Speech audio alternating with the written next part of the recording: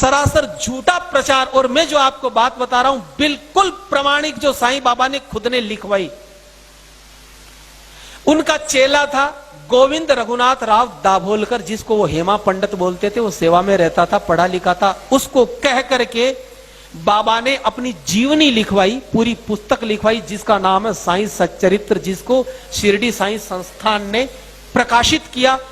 उसमें बिल्कुल जो बातें मैं आपको बता देता हूं, अपनी ओर से मैं कुछ नहीं बताऊंगा, बिल्कुल प्रमाणिक। साईं बाबा भगवान था कि नहीं आपको समझ में आ जाएगा। ये आदमी अफगानिस्तान का पिंडारी मुसलमान था। इसके बाप का नाम था मियां बरहुद्दीन। ये अफगानिस्तान से आए थे। 1838 में साईं बाबा का जन्म हुआ। कहां हुआ?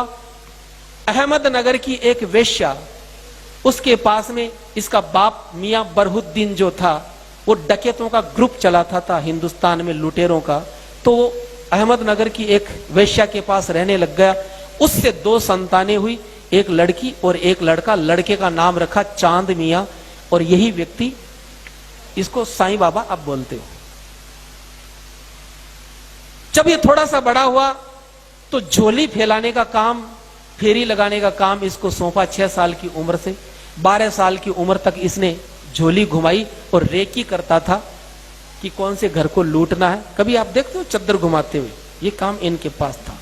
12 साल की उम्र में साईं बाबा पकड़ा गया अंग्रेजों की जेल में। 8 साल तक डकैतों के ग्रुप के साथ ये पकड़ा गया था और 8 साल तक अंग्रेजों की कैद में रहा। इसका बाप भाग गया था। फिर इसके बाप ने अंग्रेजों से समझौता करके छुड़वाया। तो अंग्रेजों ने कहा कि तुम हमारे लिए काम करो, हम तुम्हारे लिए करेंगे, तुम्हारे लड़के को छोड़ देंगे। क्या काम है? बोले कि झांसी की रानी लक्ष्मीबाई को हमें जीतना है। इसके बाप ने हाँ करी। वो व्यक्ति, इसका बाप, झांसी में चला गया और रात को गेट खोला उसने। झांसी की रानी को मरवाने का काम उसमें सहयोग किया इसके बाप ने। 18 साल की उम्र में अंग्रेजों से समझौता हुआ साईं का, तो साईं को भेजा, पूना में भेजा गया। लोकमान्य तिलक के स्वतंत्रता संग्राम को दबाने के लिए इसको प्रोजेक्ट करके अंग्रेजों ने भेजा पूना में। और लोकमान्य बाल गंगाधर तिलक इतने चतुर थे, वो समझ गए कि ये पाखंड रचा रहा है, ये दुनिया को भटकाएगा। लोकमान्य तिलक ने चौराहे पर पटक करके अपनी जूती से पीटा इस आदमी को। वो जूती पहनते थे आगे से, तीखी तीखी सी, उस नीचे पटक करके पीटा और कहा फिर कभी यहां दिख गया तो जान से मार दूंगा। तो ये आदमी वहां से भागा। बिल्कुल पाखंड का रूप इसने धारण किया लोगों को ठगने के लिए। मैं भूत प्रेत जानता हूं, मैं तंत्र मंत्र जानता हूं, मैं ये करूं, मैं बेटा दूंगा, मैं आरोग्य दूंगा, मैं पैसा दूंगा, पाखंड। फिर ये व्यक्ति शिरडी में आया 20 साल की उम्र में। शिरडी में क्यों, बंबई में क्यों नहीं?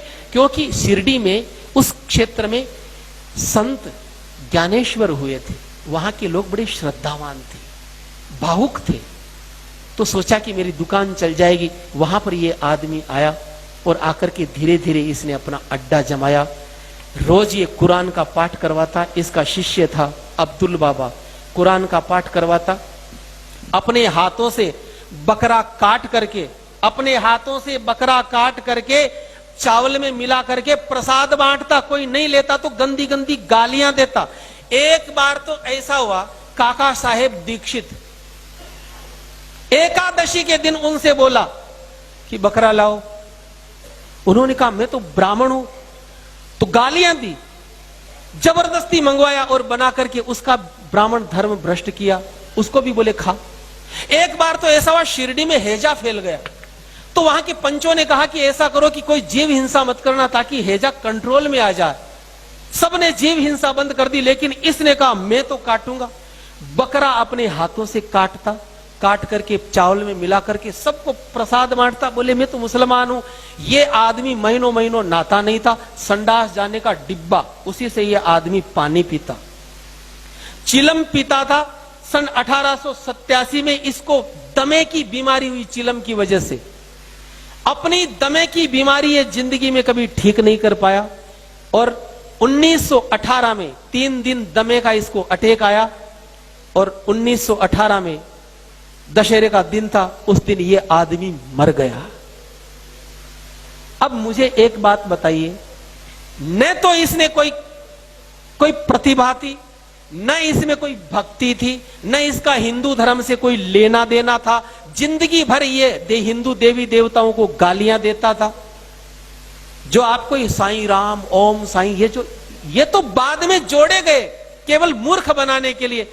1957 तक इसकी जो कब्र थी, जहां आज मंदिर बना हुआ, यहां केवल मजार थी इसकी। यहां पर अब्दुल बाबा इसका मजार का पैसा लेता था, लेकिन वो मर गया। तब हरि सीताराम दीक्षित नाम के कांग्रेसी नेता थे, उन्होंने इस मजार को अपने कंट्रोल में किया और पैसा लेना शुरू किया। फिर पाखंड की शुरुआत हुई। इंडोनेशिया से ये पूरा का पूरा जो षड्यंत्र चला।